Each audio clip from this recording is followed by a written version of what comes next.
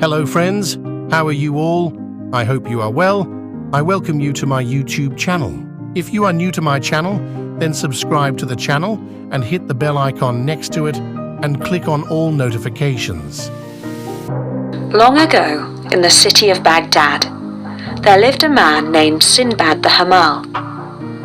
He made his living by lugging around heavy objects on his head. In short, he was a porter, as hard-working as he was poor. One exceedingly hot and dusty day, he was weary and sweating, and not sure if the heat or his load was causing him the most trouble. He staggered past the entrance of a wealthy merchant's house. The sight of a bench by the gates was so tempting that he could not resist setting down his load and sitting down for a while. As he rested, he felt a pleasant breeze and heard the sound of a lute playing and light voices full of laughter and song. He stood up and pushed the gates open slightly. As he peeked through them, he saw a garden full of flowers and servants carrying all sorts of rich and delicate meats. The delicious aroma greeted his nostrils and filled him with hunger. As he stood there, he recited some lines. Each morn that dawns I awake in pain and woe. I pick up my load and off to work I go. While others live in comfort and delight, with pretty song, good food and laughter light. All living things were born in their birthday suit, but some live like lords and others like brutes. At thee, O God all-wise, I dare not to rail, whose creation is just, and whose justice cannot fail. When Sinbad the porter had finished his verse, he picked up his heavy crate and started to move off. Just as he put one foot forward, there came from the gate a little servant boy who tugged at his sleeve and said, "Step inside, my lord wishes to meet you." The porter tried to make excuses, but the boy would have none of them, and eventually they went through the gate together. They walked through a majestic house to the grand dining room, which was full of lords sitting at tables laden with rich food and drink. The sound of music and laughter and lovely slave girls playing and singing filled the air.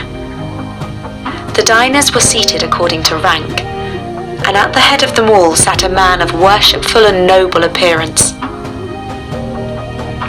Sinbad the porter was so overwhelmed by all he saw that he said to himself, "By Allah, this must be either a piece of paradise or some king's palace." He bowed down and kissed the ground. The master of the house bid him to stand up. Servants placed food before him, and the porter, after saying his bismillah, ate his fill. After which he exclaimed, "Praised be Allah for your generosity, my lord." His host replied, "You are most welcome, and may your day be blessed. But tell me, what is your name, and what do you do all day?" "Oh, my lord, my name is Sinbad the Hamal, and I carry folks' goods on my head for hire." The master of the house smiled and said, "Now, if you will be so kind, let me hear those verses that you recited outside the gate of my house." The porter blushed, because he did not wish to repeat the lines about injustice among such wealthy and fortunate company. "By Allah, excuse me," he exclaimed. "Poverty and hardship have given me boorish ways." "Tish, tish, do not be ashamed," said the Lord, "but say them again, for they pleased me when I heard you speak them at the gate." The porter duly recited the lines, and the merchant slapped his back affectionately and said, "No one ever spoke a truer word. But you should know that I myself only rose to this happy state that you see all around you, after long suffering and woe. I made 7 voyages at sea, and by each of them hangs a marvellous tale that is almost beyond belief. If you have time, I shall tell you the first of these tales, so that you can better understand what pain I endured in my early days. All this happened because of fate, for no one can escape destiny. And this is the tale of the first voyage of Sinbad the sailor. My father was a merchant, a successful man of trade, who left me not short of wealth and comfort. I was young and headstrong and foolish, and I ate and drank and played, thinking that I'd continue that way for all my days. And then one day I awoke and found that the money was almost gone. Then I remembered my father and how he used to say, "A grave is better than poverty." And I came to my senses.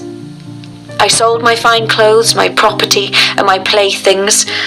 With my last 3,000 dirhams, I bought merchandise for a sea voyage. As I boarded the ship with my fellow merchants, I said out loud the lines, "He who seeks fame without toil and strife, the impossible seeks and wastes his life." We set sail for Basra, the city whose name means where many ways come together. We journeyed for many days and nights, touching in at ports and islands. Everywhere we landed, we bought and sold, bartered and traded, increasing our wealth bit by bit. Eventually, we came to the most beautiful island of all. Here, some seeds from the gardens of paradise must have landed and taken root. The captain dropped anchor and put down the landing planks.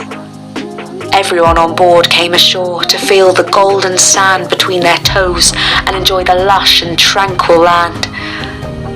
Some passengers set up fires for cooking. Others washed their clothes.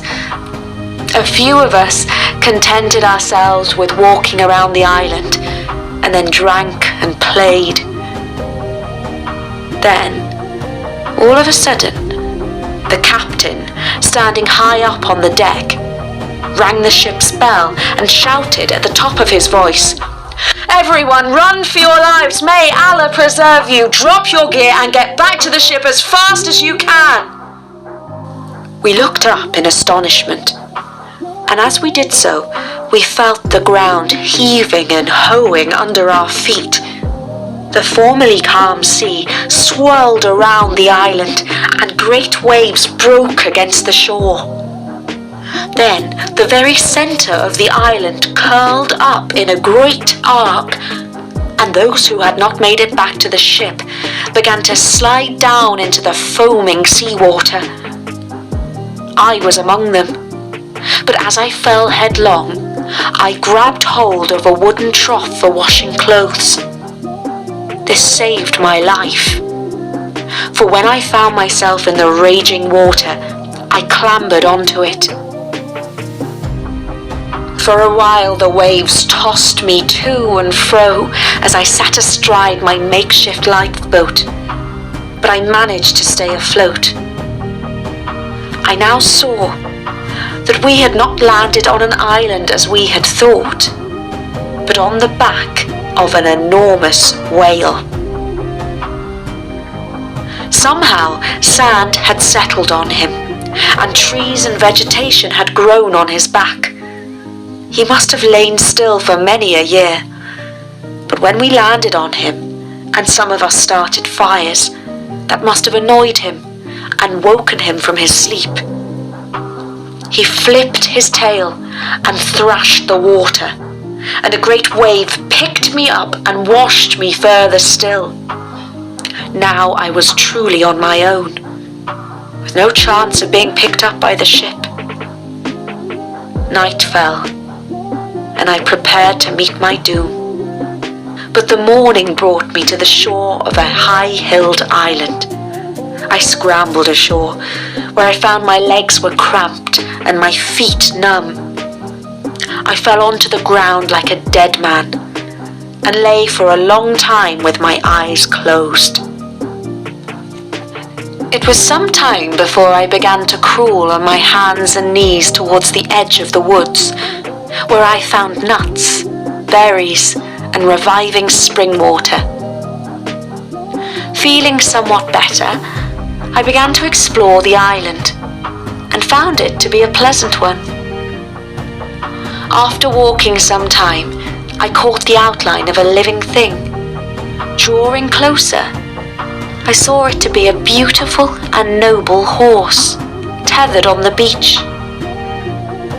I stooped down and picked a clutch of long grass still wet with the morning dew, and took it to the horse, who was a gentle and lovely mare. She nibbled it out of the palm of my hand. Then, all of a sudden, something startled her. She neighed and pulled at her rope. Looking round, I saw emerging from the waves a giant horse, a white sea stallion, who was coming for the mare. I was as startled as the mare by this impossible creature, and I ran back to the cover of the woods. From there, I saw that the stallion had taken the mare's rope in his mouth and was dragging her into the sea where surely she would drown. This sight filled my heart with pity. I picked up a stick and ran back to the beach, where I began to beat the sea stallion around the head. He might surely have turned and kicked me to death, but so furious was my attack that he thought better of it and ran back into the waves from where he had come. The mare was still frisking to and fro with fright, but I took the rope and calmed her down. A few minutes later, I was joined on the beach by a man who called out to me. "Who are you, and where are you from?" "My lord," I replied, "I am Sinbad the sailor, whose ship landed on the back of a great whale, and who would have drowned had not Allah preserved me and sent me a wooden trough, clinging to which I was washed ashore here on this lovely island. And now I've told you who I am, please return the favour and tell me who you are." He replied, "I'm one of the king's grooms, and I look after his favourite mare, whom you just saved from being dragged into the sea and drowned by the sea stallion." And this encounter proved to be my great fortune, for the groom led me to the capital city and the palace. Here I had the honour of meeting King Mirjan, and when I told him my story, he marvelled and said, "By Allah, you have indeed been miraculously preserved. The fates must have decreed a long life for you, or you would have surely been drowned 1,000 times over. You are one who is blessed by Allah for your safety." Believing me to be favoured by God, he treated me kindly. Indeed, he gave me a lucrative job as master of his port and registrar of all the ships that put in there. One day, the very same ship that I had sailed in visited the island. The captain recognized me immediately and embraced me in his arms. "Your goods are still safe in the hull of my ship," he said. This was the most unexpected good news, thanks be to Allah. I offered the goods as a gift to King Mirjan, who had shown me such good favour. In return, he made me a gift of treasure that was worth 20 times its value. We sailed to Basra, where I increased the value of my goods another 10-fold in the marketplace. In return, he made me a gift of treasure that was worth 20 times the value. We sailed to Basra, where I increased the value of my goods another tenfold in the marketplace. And so I returned to Baghdad as a wealthy man.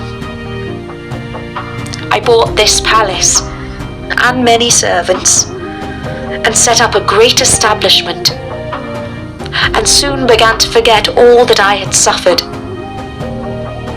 This, then, is my first miraculous story. Tomorrow I shall tell you the tale of my second of 7 voyages, if you will return to my house. And so saying, Sinbad the sailor gave Sinbad the porter 100 gold coins for his time, and the porter left for his humble home, pondering his great good fortune. And that was the story of the first voyage of Sinbad the sailor. To watch and listen new true stories and fictional stories, subscribe my channel and click on the bell icon for all notifications so that you can be the first whenever I upload a video. Thank you.